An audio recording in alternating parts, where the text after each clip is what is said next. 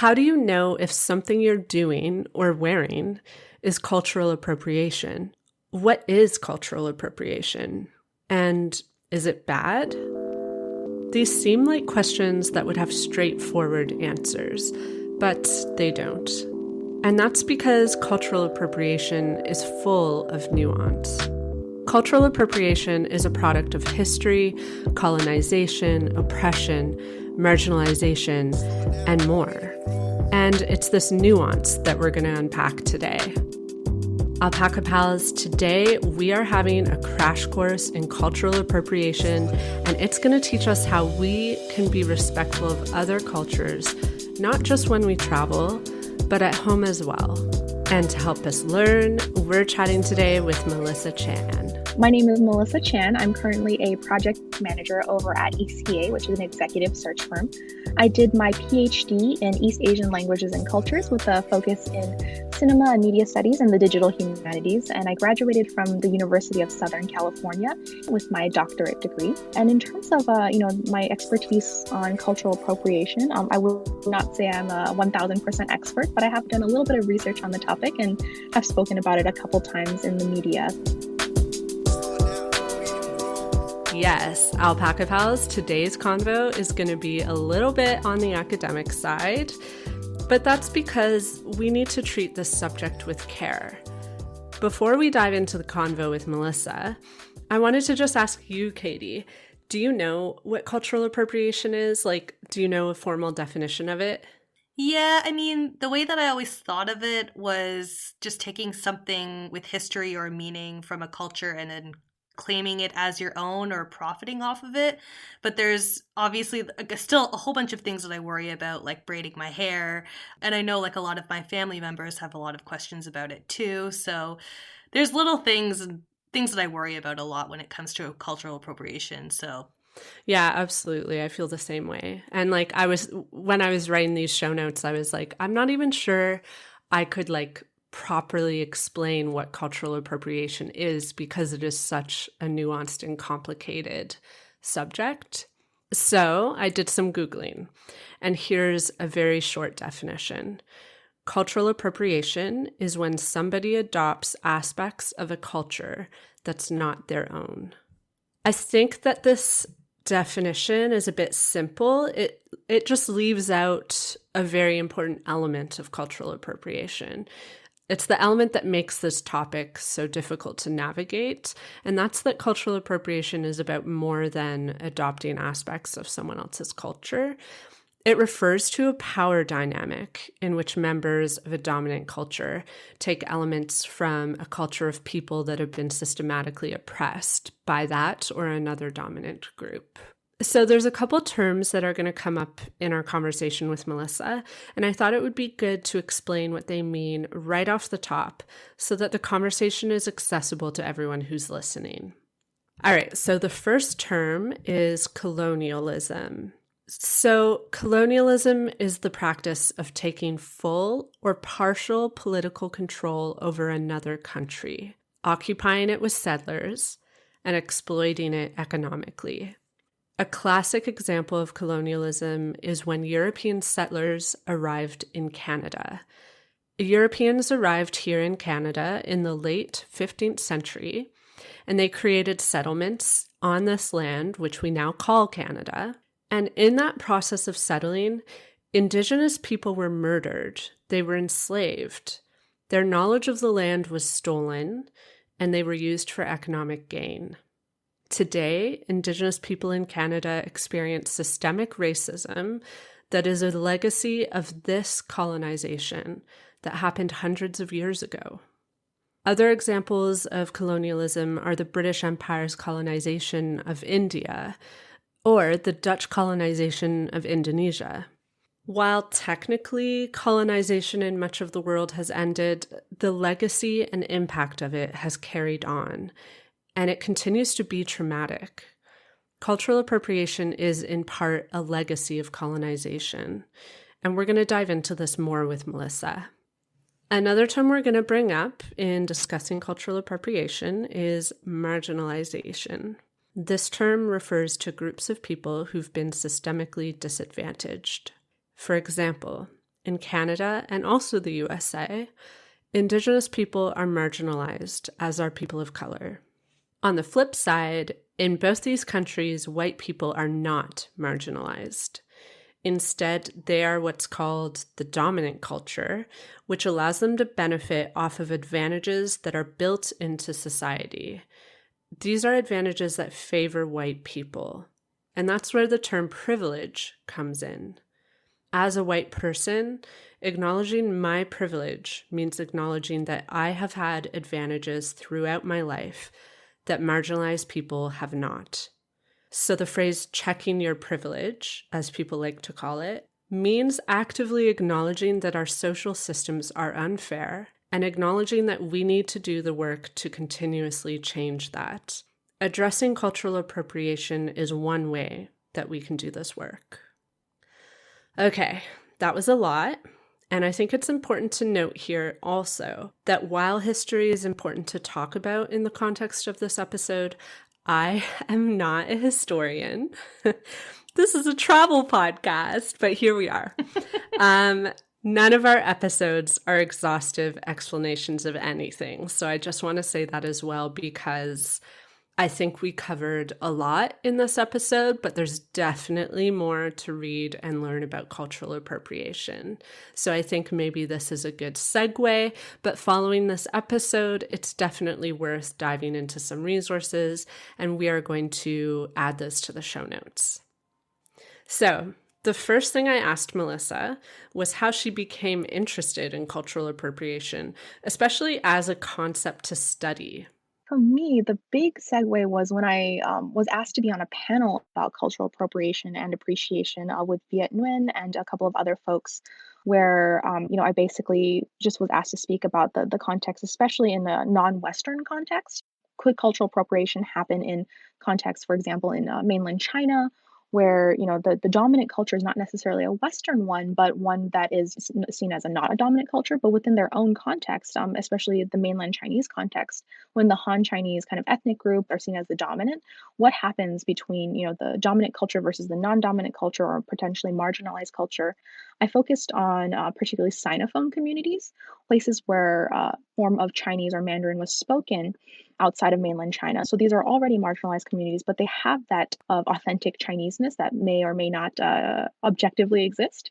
And so I've kind of entered the realm of cultural appropriation and appreciation through that lens. What is the history of cultural appropriation? And I guess what I'm wondering really is when did people start talking about it and actively noting it as a phenomenon? I think of that kind of in two ways. So, the history of cultural appropriation as a practice, and then cultural appropriation as a term. So, I think in terms of the history of cultural appropriation as a practice, it definitely has its roots in colonialism. Probably was practiced even before that, but its connection to colonialism, I think, is definitely there. Kind of when we're thinking about the history of cultural appropriation as a term, then it really wasn't a term until about the 1970s, 1980s, when that critique of colonialism and Western expansionism in particular really emerged as a form of academic study.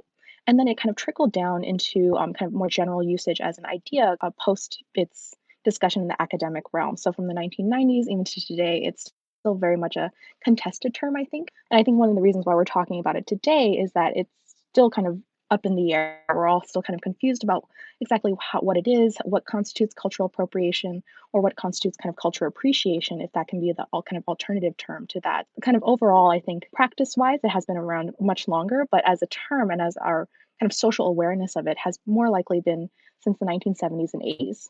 And what are some of those points of tension? Because you mentioned that it has been contested a lot, and I have noticed this as well. That's why, honestly, we were very nervous to tackle this subject, because it seems like there are so many different angles and opinions and obviously nuance. So it just makes it so complex to talk about. But I do notice that it is contested, especially when it's talked about in popular culture.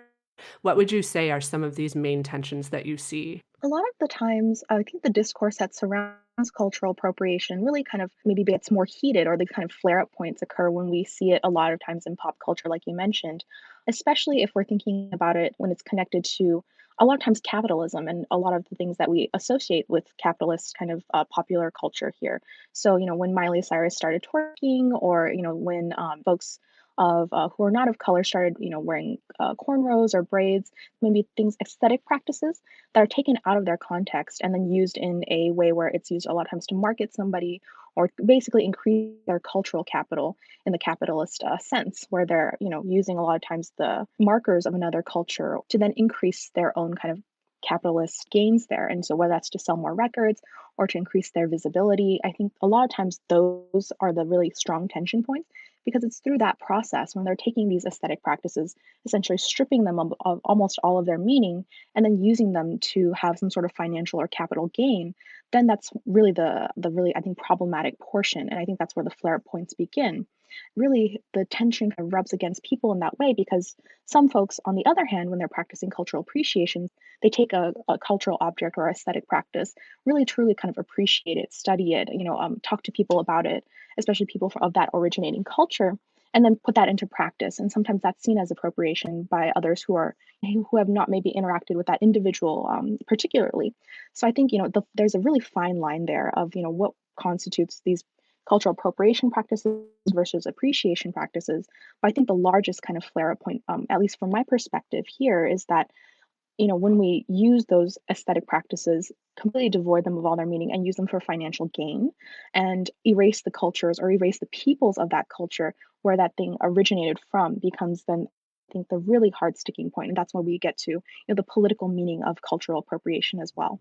Right. And I can draw some parallels to some things that I've read personally about cultural appropriation that are super problematic, which is that a person who is not of color, and I'm talking like just a regular person, not a celebrity who's using this for capital gain, but a regular person, say they wear cornrows and they are not of color, they'll often be they'll be looked at like, oh, that's beautiful, like it looks so good on you. Whereas if a person of color is to wear cornrows, they'll often be criticized for it, or it'll be stereotyped in some way. And so it's sort of like there's this double standard there that is deeply unfair to the origins of that practice. Precisely. I think what you're pointing to as well, Aaron, is that if somebody who is not of color wears those cornrows and somebody of color who wears the cornrows, the reception is starkly different. And part of that reception is the erasure of the people who the particular practice stemmed from. So I think that when you highlight that, you're completely 100% correct in pointing that it's not only about these large celebrities or very highly visible figures who are in this kind of discourse, but in terms of our everyday practices. I think a lot of times there might be some of these minor microaggressions, or maybe a better way to say it would be, minor abrasions, kind of tensions within our everyday practices that can be seen as this appropriative practice, even when the person who's might be doing it doesn't necessarily know that it's appropriation. And I think that's something that we run into a lot in looking at like travel blogs and forums that I follow. I see often white people will post and they'll ask, is this cultural appropriation, looking for feedback? Because I think it's such a gray area that a lot of people feel anxiety about accidentally getting involved with cultural appropriation because it's so hard to tell like whether it's appreciation or appropriation. But to go back to colonialism, I'm curious if you can share examples of sort of like earlier signals that cultural appropriation was becoming a practice. What were sort of the early signs of it or early examples? From just my brief memory here in terms of recollection, I think a lot of times when we think about colonialism, it's in the British context because the British Empire was so large. And so, one of the first things I think about is a lot of colonialists had these chest of drawers or these objects that they would take from the colonies and put them back in their house and then kind of display them as objects of wonder. From that piece, I think it started almost as early as the 15th century or even before. And from those types of things, they're essentially creating a space sometimes within their home where they're placing objects that are completely devoid of their original context and treating them as objects of fascination. When we're thinking about even just a little bit closer to our own modern era, the practice of, for example, yoga or anything of that sort, when they're originally in their kind of British context, sometimes it was seen as banned, or during the kind of British colonial era, there was a lot of restrictions in India of how, yoga could have been practiced, or how people could have worn their hair or their stylings and all the kind of cultural practice that existed there. And so when with these bans, I think it becomes a very interesting dynamic when we see after these bans with the complete embrace of different cultural practices. So, in terms of the earlier practices of cultural appropriation, we can think of as or as far back as potentially Marco Polo. I'm curious to talk a bit more about yoga. We actually asked our listeners what questions they had, and a couple people brought up yoga because I think it's just such a widely accepted practice now, especially in North America, that people don't see it as cultural appropriation anymore. I'm curious if you can explain sort of like the evolution of yoga in North America, assuming you know, and how that relates to the concept of cultural appropriation. So I just want to maybe first off preface that by saying that I'm not a complete expert in particular of yoga and all that kind of stuff. The magazine Everyday Feminism has a great article about it. But from my understanding about yoga in particular and its evolution here in the West, is that a lot of times the practice has been seen as a way of self-discovery, of one way to kind of pursue one's health in a very like healthy way, right? Where you're just stretching and breathing. And I think the overall issue then becomes, who owns yoga as such? There's a lot of times when some yoga schools or some yoga practitioners might see themselves as completely authentic and, therefore they have that power. And a lot of times appropriation is about these power hierarchies that exist to assert what is the right way to do things. And so I think that's where the tension comes up, particularly with yoga, because it is a bodily practice as well, where if you're going to become a yoga practitioner, it should be a journey about learning rather than asserting oneself as the sole authority, regardless of how many years of experience they've had or exactly where they learned this particular practice, and making space for folks who have origins in that culture or who have practiced it in a different way. So I think the main thing with yoga then is really about the ownership of the practice, especially I think in discourses in the United States, when yoga a lot of times is flattened with this very kind of highly spiritualized practice. And on the one hand, it is very much a spiritual practice that has or has origins in India, and we should respect that.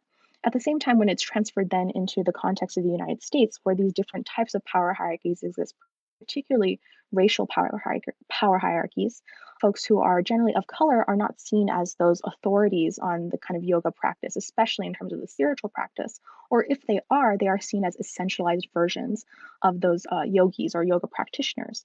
On the other hand, a lot of times when folks who are not of color, or some white folks might be practicing yoga, I think the big issue then becomes, do they own that yoga practice as such? Do they have the authority to tell others how to practice their own form of yoga? I think that is where the sense of appropriation begins to kind of take shape, is that when somebody says, hey, I've practiced this for a ton of time and therefore I am the authority on it, and other folks can't have their input, I think that becomes the kind of most dangerous form of appropriation in that sense. Additionally, I think one of the really big things in this case as well is that yoga spaces are not always open to folks of color. And I think that's where a lot of times the tensions exist as well. So when there's a studio that opens, a lot of times the yoga practice is not always, they try to be inclusive. I personally know of a lot of yoga studios who are owned by non-Indian folks who have that feeling of we want to be an inclusive space, which I think is a wonderful thing. But there are yoga studios as well that don't necessarily practice that in actual practice. And so when they begin, making the space uncomfortable for folks of color or, Indian folks who have practiced yoga or even Indian folks who haven't practiced yoga and take, certain aspects of it, of yoga, the yoga practice, for example, the chanting of specific things or, the namaste kind of thing. And they take it out of the context and they turn it into a very different type of practice, then I think that becomes, a place where the space would become very tense because then it's not necessarily welcoming to folks who would have different experiences of the yoga practice. The kind of main crux of the issue with yoga is number one about authenticity, and number two about making space, and then number three about really trying to keep the context in which it originally emerged or has emerged from its original context. And to speak to that third point, maybe this practice that I've noticed of people from the West traveling to India to actually study under a yogi is a good one then, because they are acknowledging them as the authority behind the practice and going to them to learn. And would you say then that that is a great way to approach learning yoga? Absolutely, especially if you have the economic and financial means to do so. Any form of education about any sort of practice that anyone takes up is a great thing. And one of the things that I would maybe potentially caution about that is, once you learn from that yogi and you go back to, whether it's Canada or the United States, it becomes one where you also have to. It was a very popular term a couple of years ago, but check your own privilege about your own practice when you come back to the United States or go back to your place of origin, there are also different types of power dynamics that exist within that space. And I think being respectful of the practice itself, understanding that you're constantly learning, and then being open to the input that you get from other communities that might be involved in that practice is really important as well. So I think essentially it's really about taking that time to do the learning, to educate yourself.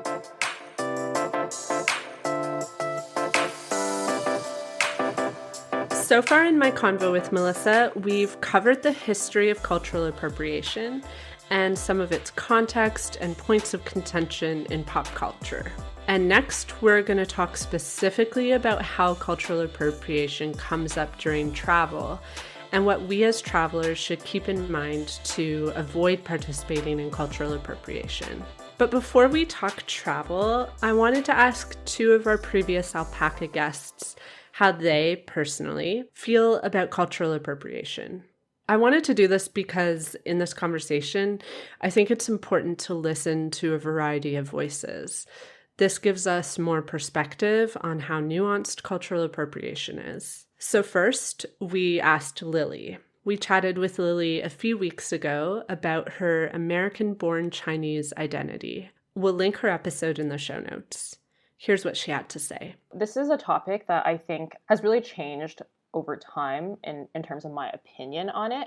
A few weeks ago, a question like this came up on this travel Facebook group that I was a part of, and I wrote this really lengthy response, but I feel like I'm never going to be that brilliant again, so I'm just going to sort of rehash that a little bit here. But basically, I think that everyone's going to have completely different opinions about this. So as someone who thinks a lot about where we are in the world and the spaces we occupy and our identities and what we look like, for example, when I went to Japan, I really wanted to wear a kimono. And when I went to Korea, I really wanted to wear a hanbok. I'm not Japanese and I'm not Korean.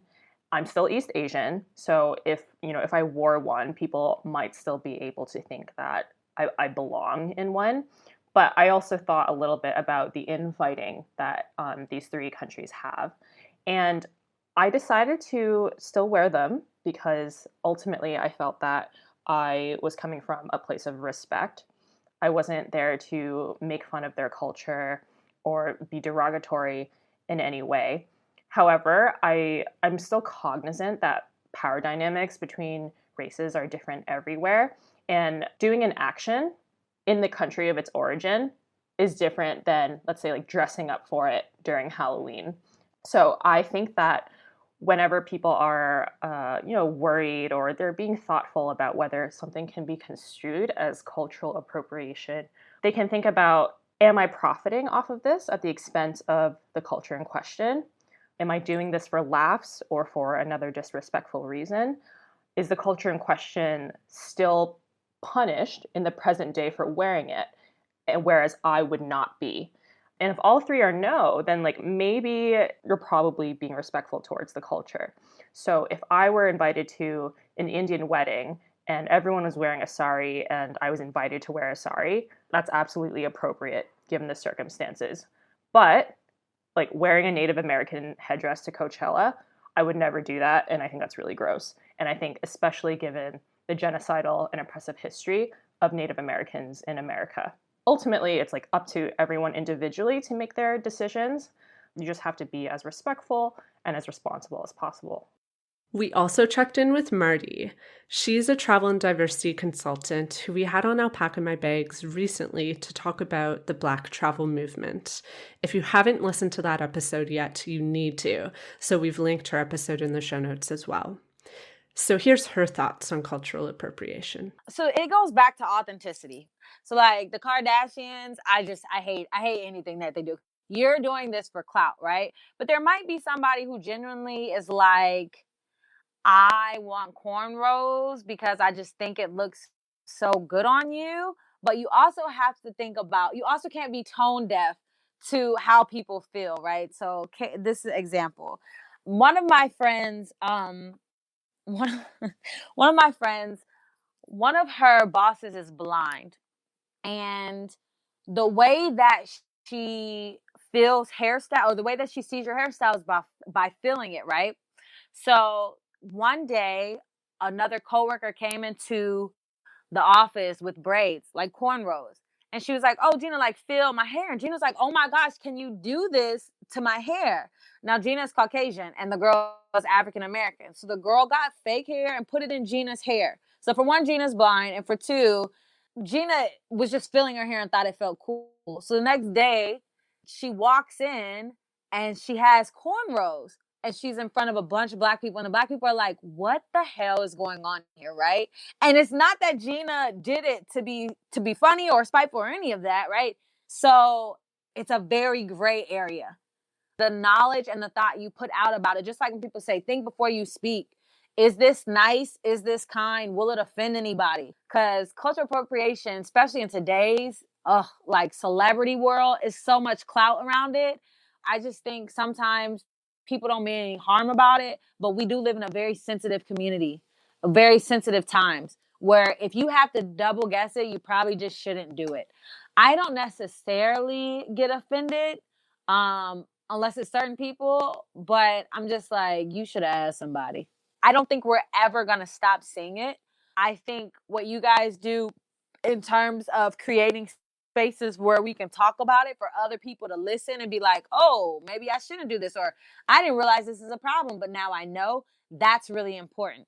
Like I said, I think people will always do it, but once they do it, them understanding why it's not okay, or why the certain things they did were not okay, because a lot of people honestly are just don't know. Like, they don't mean any harm, but it's like, but did you ask?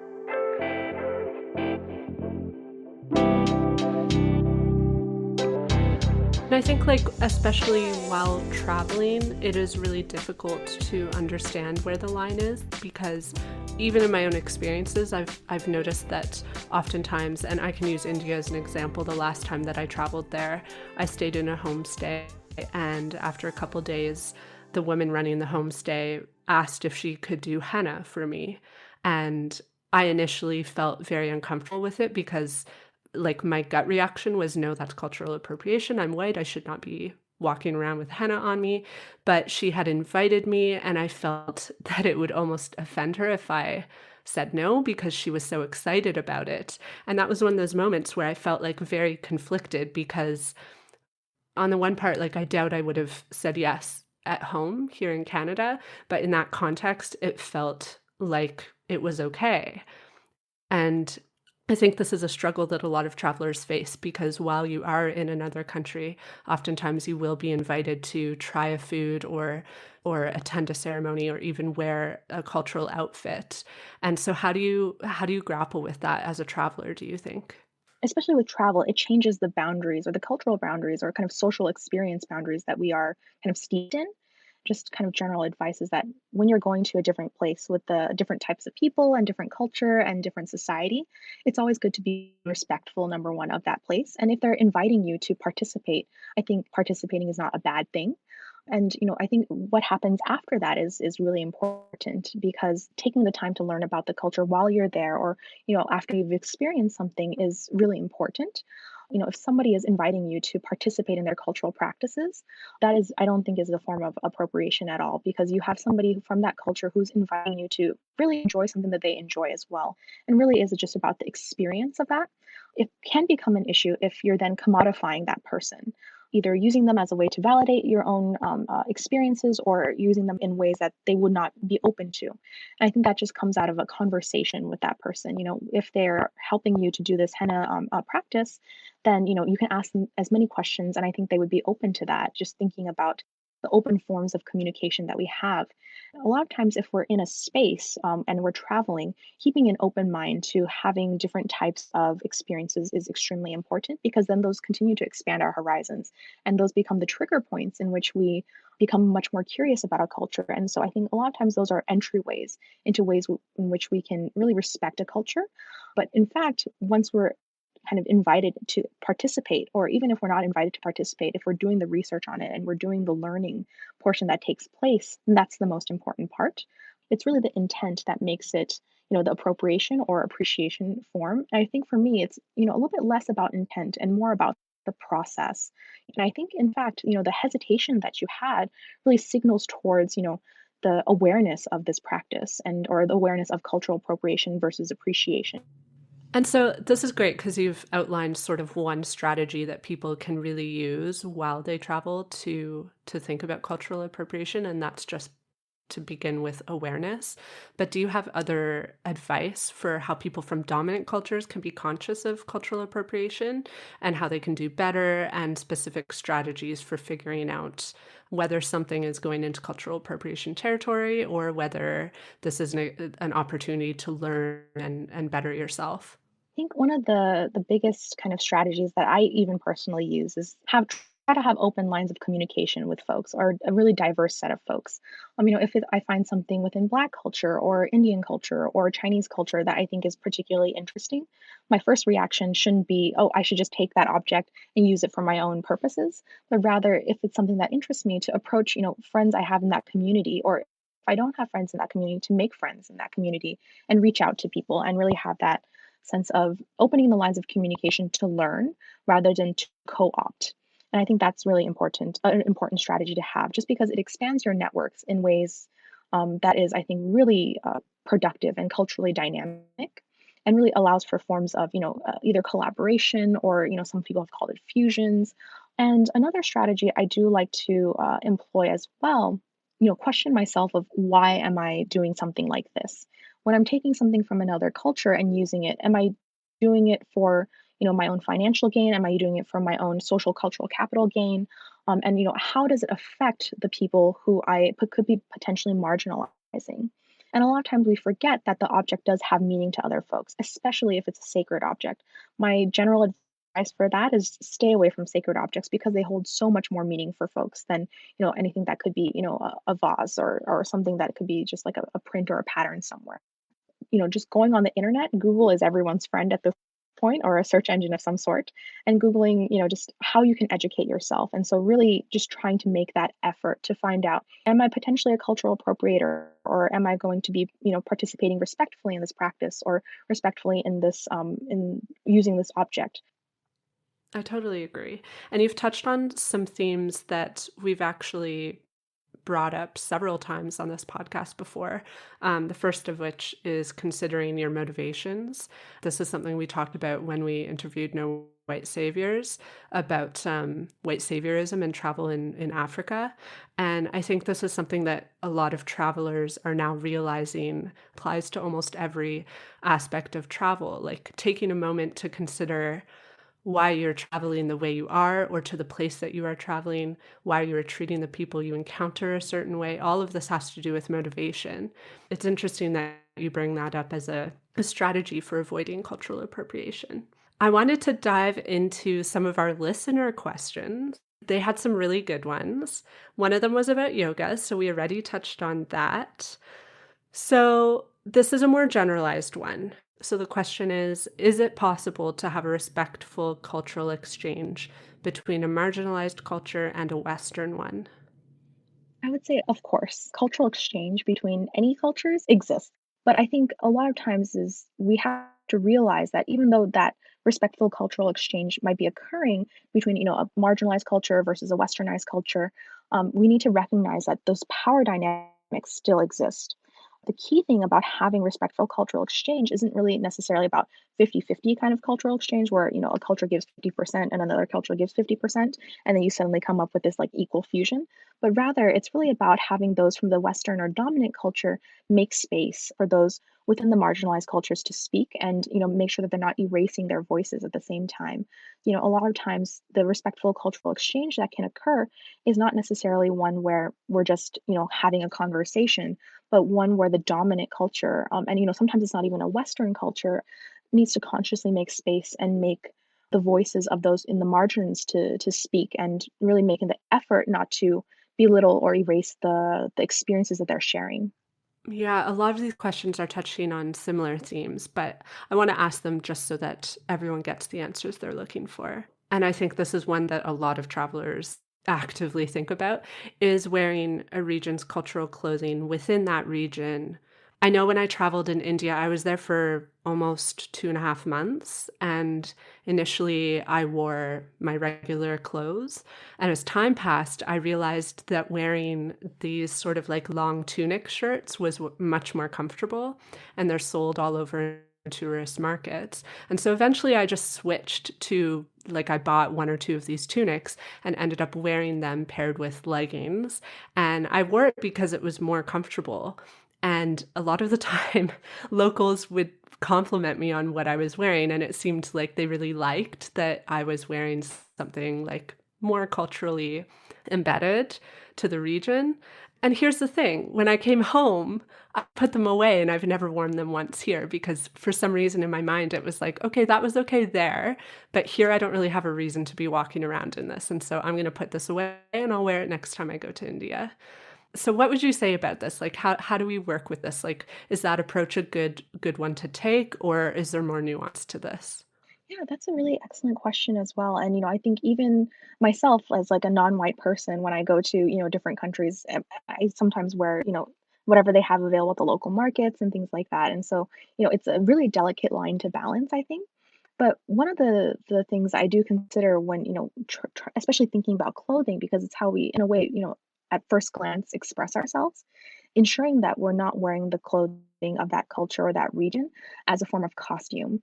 And I think that is the main kind of differentiator there because I 100% agree. When you're in that space, especially that region, and you're trying to interact with the culture fully, and folks might give you presents as that are clothing, and you want to wear them as well. And in a way, it's about the experience, right? So I don't think it's cultural appropriation to wear that region's cultural clothing in that space, especially if they're extremely welcoming of it. But I think also we have to realize that their welcoming of it might also have those power dynamics. One of the things I like to think about is, why are they so awe or in awe about somebody else wearing their cultural clothing? Do they see that as a form of respect? I think it really depends on the space that you're in and the culture that you're interacting with. Because for some cultures, it might be seen as completely acceptable and very lauded, but in some other cultures, especially if it's not for the right occasion or anything like that, it could be seen as somewhat offensive. It really depends on the context that you're in, and making sure that it's appropriate for the occasion and for the region and for the culture itself. When you're returning back to your homeland or the space outside of that region, if you're wearing those garments outside of it, it's important to, you know, it's the person's prerogative where to wear that clothing. But I think the safest practice would probably be, like you said, to save it and wear it for that different occasion, or a specific occasion.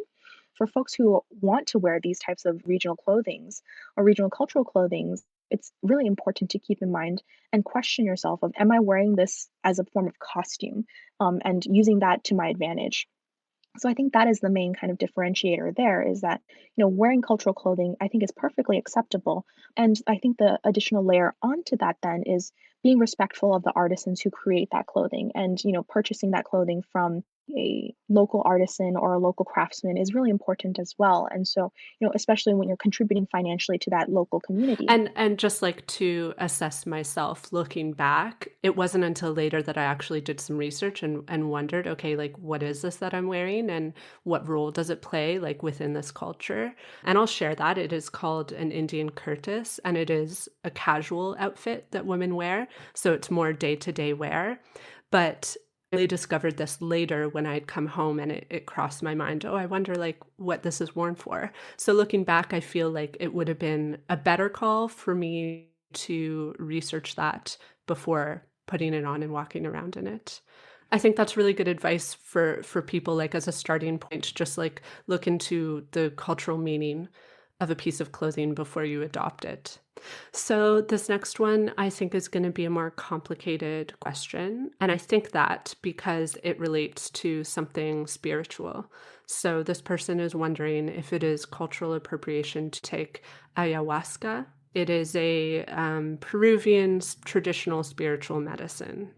And I think that I myself have not traveled there, but I think that a lot of tourists go to have this experience while they are in Peru.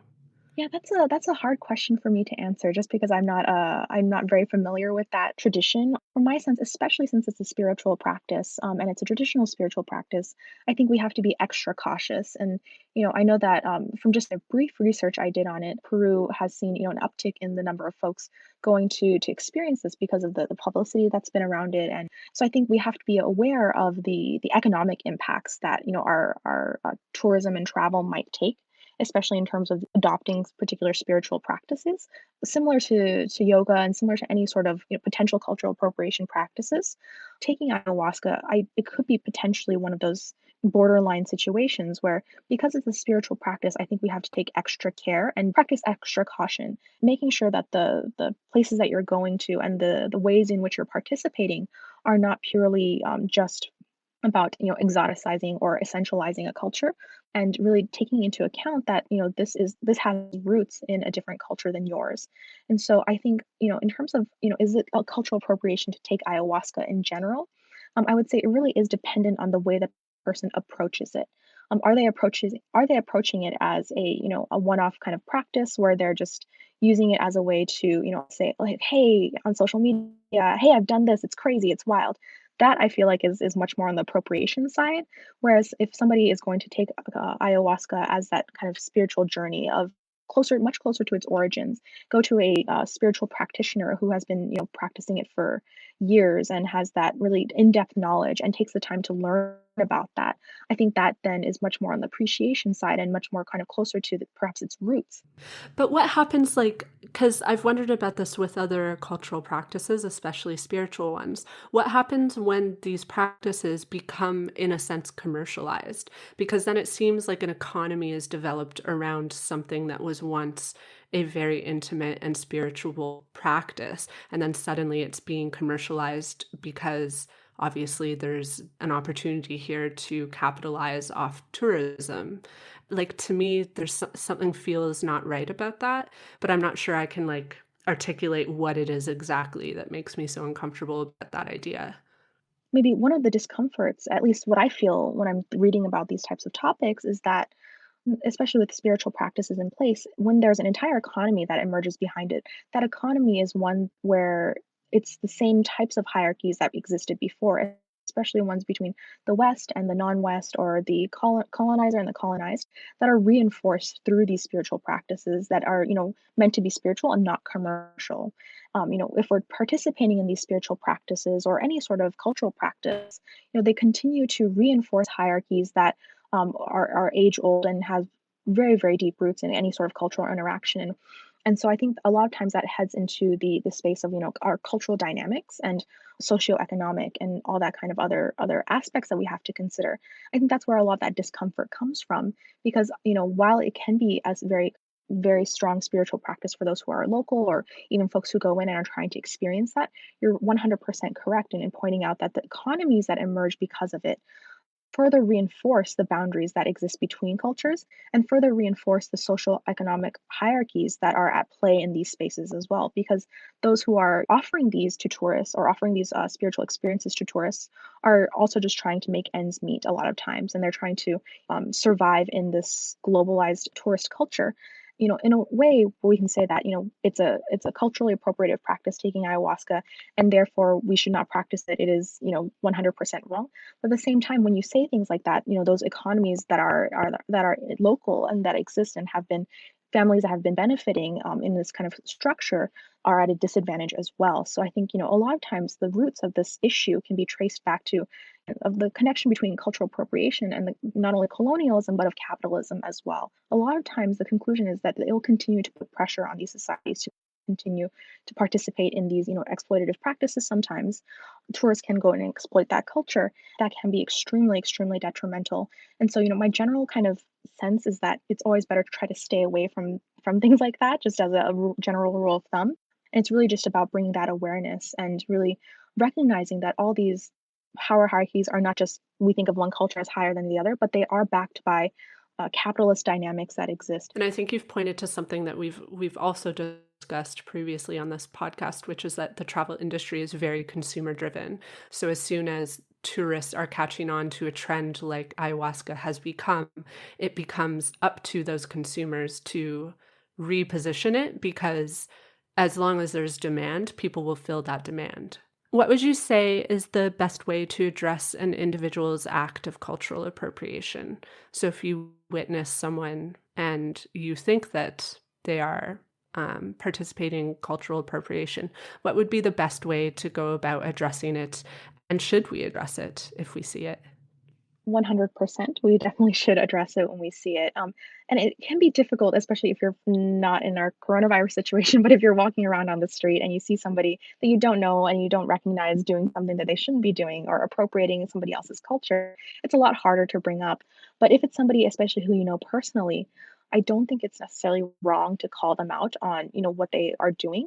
Really having that sense of, hey, this might be an act of cultural appropriation is really the starting point for somebody to maybe self-reflect and think about, like, should I look this up, or should I, educate myself further, or if they've already educated themselves, to really express that, hey, this is what I've learned, and share that information with others as well.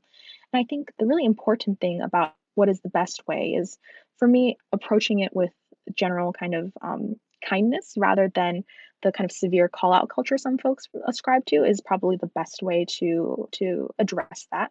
If we're approaching somebody and we're trying to get them to change, if we tell them, hey, this is wearing cornrows when you're not a person of color or when you're not Black, it's very much, it can be charged and it can be seen as an act of cultural appropriation. But also maybe providing some resources for them to really dig deep and think about, what are the potential avenues of remediating that. The sense of a solution rather than saying, hey, you're doing things completely wrong. Because I think that that kind of negative affect that it might emerge from that person would maybe promote their ability or their desire to dig in their heels a little bit more. And so for me, it's really about opening that line of conversation with, ask them, why are they culturally appropriating, or why do they particularly like this object or this particular aesthetic styling, and trying to get to the root of that. If I were to structure it a little bit better here, I would say, the first thing is absolutely to address the act. And number two is to say, hey, why are you doing this? And the number three would definitely be to be like, hey, these are some resources that you can look up about the overall effect of cultural appropriation in relation to the people that you are, potentially appropriating from, or that you want to maybe have a progressive or productive cultural exchange with. And this is how we can maybe remediate the situation. And I think you've touched on a concept we've brought up before of calling people in rather than calling people out, which is basically aiming to get the person to actually truly understand why they've been called in, and then with the goal of having them be able to change that problematic behavior. I love that term, calling them in, because I think it really refers to this really strong sense of community and having these open lines of communication. And it really is so dependent on each person's, own individual reaction, their own individual experience. And so having those open forms of communication or open lines of communication, I think can really help, move the needle forward in terms of understanding cultural appropriation and understanding, where the lines and boundaries are. Mm-hmm. So lastly, and on that note, this is very related, are there any resources that you can suggest for people to share with other people about cultural appropriation to further open up this discussion? In terms of resources, I mentioned one already. Everyday Feminism has been great. It's a online magazine, and they have tons of resources for anything kind of cultural appropriation related. At the same time, I believe there was a documentary series that was filmed by PBS. So they're the public broadcasting station here in the U.S., and they have, I think, a whole series. I think it's up on YouTube, and additionally, they have a cultural appropriation viewing guide, and it's a PDF that anyone can download, and has really kind of quick takes on, what cultural appropriation is, what potentially is like strategic anti-essentialism, its relation to music, its relation to video, and so I think that that particular resource is really helpful for understanding the topic overall. Of course, there's a ton of academic research on cultural appropriation and appreciation and essentialism or anti-essentialism. But I won't bore you with the hundreds of titles there. But I think having those online resources, especially right now in our current context, is particularly helpful. So, well, thank you so much. We're going to look up all of those resources and we will link them in the show notes for everyone to check out on their own. Well, thank you so much, Melissa. This has been really great. I'm very excited to share this with our listeners. No worries. Thank you for taking the time to speak with me. And I really enjoyed having this conversation. I hope I didn't ramble on too much. I have that a strong tendency. That was a lot to digest, but I feel like I have a better grasp now on how to think about cultural appropriation, how to avoid it, and how to just in general be respectful to cultures at home, but also while traveling. What about you, Katie? Yeah, I totally agree. I'm just thankful that all of our guests even decided to talk to us about all of this stuff. And I think especially now, one thing that keeps ringing true for me is, especially our episode with No White Saviors, is good intentions aren't good enough. And that's sort of what's been getting me through the last month or so, and just rethinking about how I approach things and what my role is in fighting against racism. So I've been thinking about actual action that I can take, and it's been a lot, but it's definitely been worth it. So hopefully that's something I can bring to this conversation as well. Yeah, I totally agree with you. I think that, well, I've definitely seen discussions about intent versus impact coming up really frequently in conversations about doing anti-racist work. And I agree with you. I think it's really crucial that white people specifically think about the impact of our actions. Of course, intent is important to a degree, but it has more to do with ourselves than with considering other people. Like, intent is really about just making yourself feel good about something you've said or something you've done. Mm-hmm. I think by thinking about the impact of our actions, we're centering the experience of other people instead of centering ourselves. So yeah, and I think that Melissa really framed that point well by emphasizing how important it is to listen to others about the impact that our actions have on them. And of course, like, this is lifelong work. I think it's important to remember, like, as white people especially, we are going to be called out or called in at times, and that is okay. And we need to take those moments and try to grow and learn from them. So before we wrap up, I want to shout out my dear friends, Rashid Mohidin and Senayi. They have both been on this podcast before. If you want to go back to season 1, which feels like literal decades ago that we recorded. Long ago. They are both in episodes from that season, so go listen. Along with Melissa, they helped to guide me in thinking about and writing this episode. So I just wanted to shout them out. And finally, I want to wrap up by recapping the questions that Melissa suggests we ask ourselves when we're trying to determine if we're participating in cultural appropriation. Okay, so question 1, have you been invited to take part in a tradition or invited to wear cultural clothing by the people who are part of that culture? Being explicitly invited is key. Second, have you asked a friend or a local person before wearing or doing something that is part of their culture? And then lastly, did you familiarize yourself with local customs? So for example, before wearing a traditional outfit, have you Googled what the meaning of that outfit is to that culture? And yeah, I think just to rehash it again, I think these questions really emphasize how important, when talking about cultural appropriation, it is to center other people's experiences rather than our own. Oof, okay, this episode is getting really, really long, but yes, I have more to say, Alpaca Pals.